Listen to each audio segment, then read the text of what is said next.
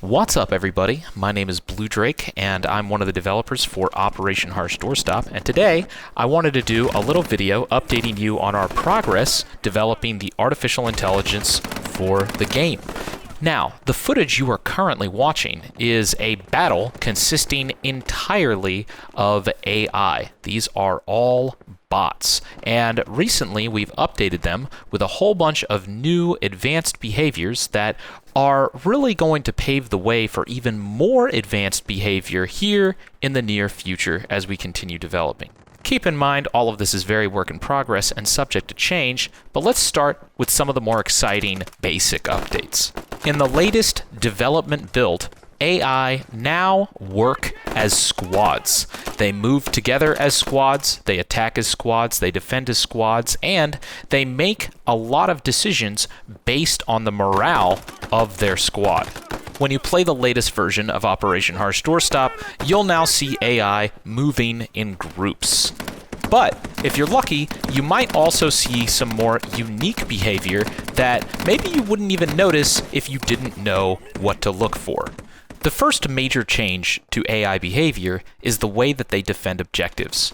Now, when a squad is defending an objective, they won't just idly stand there waiting for something to happen.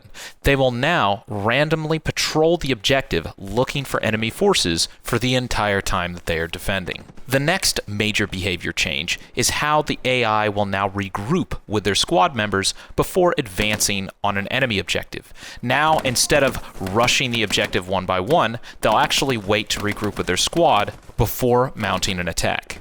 Lastly, and probably most difficult to notice, is the way that AI now retreat when their squad takes massive casualties or suffers a major blow to morale. Now, if the squad leader is killed, or if they take too many losses when attacking an objective, the AI squad will retreat back to a spawn point and wait for additional reinforcements before attempting to assault the objective again.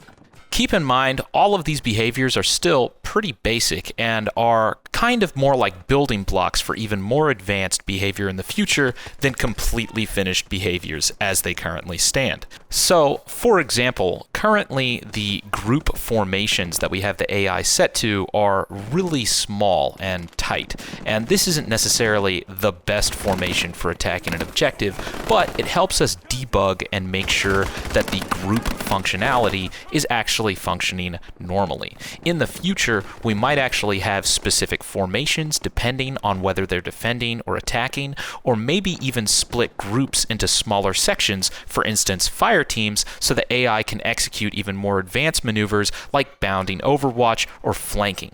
Right now, this grouping is just a basic way for us to get that fundamental functionality working, but in the future, we can expand upon that significantly further. In addition to this, the retreat mechanics are a little bit basic.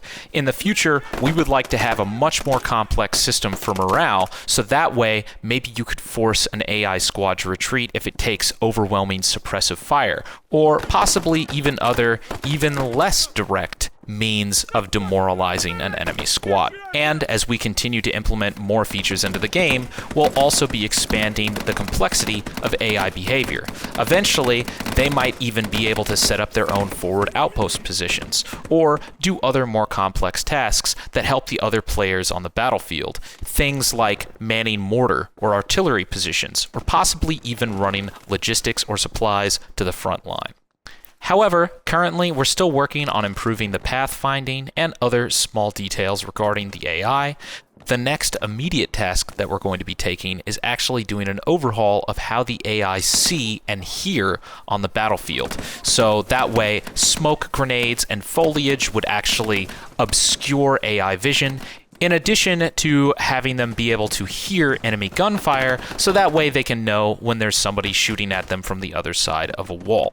That, combined with the additional updates that we plan on making regarding AI and their squads, I think that the AI are going to start becoming very effective very quickly. And, of course, as time goes on, and once we implement commands for both players and AI in the game, we're hoping that you'll be able to even use map markers or other commands, the same that you would use to order players around on the battlefield, to also give orders to AI. So that way the AI will be able to not only command themselves utilizing the exact same controls and map markers that the players would have access to, but players would also be able to give AI commands on the battlefield using the exact same orders and markers that they would use to command their own player squad. Who knows? In the future, you might even be able to have a commander role that could be manned by either an AI or a player that can give squad-level commands to all of the AI squads on the map, as well as player squads. The potential is pretty limitless. So, I hope you guys enjoyed this update. As always, if you want to support development, you can go and support us on Patreon, as well as get access to the test environment if you back at a tier where you get the test environment. Hopefully you all will continue supporting as we get closer and closer to releasing on Steam Early Access. Our objective is to continue polishing up these features and have a really strong infantry-based shooter with AI and Steam Workshop on launch, and then continue updating the game with even cooler features post-launch, like vehicles and aircraft or anything else that we can get done with your all's support on Patreon and everywhere else. Thanks so much for watching, and hopefully I will see you guys on the battlefield very soon. Cheers.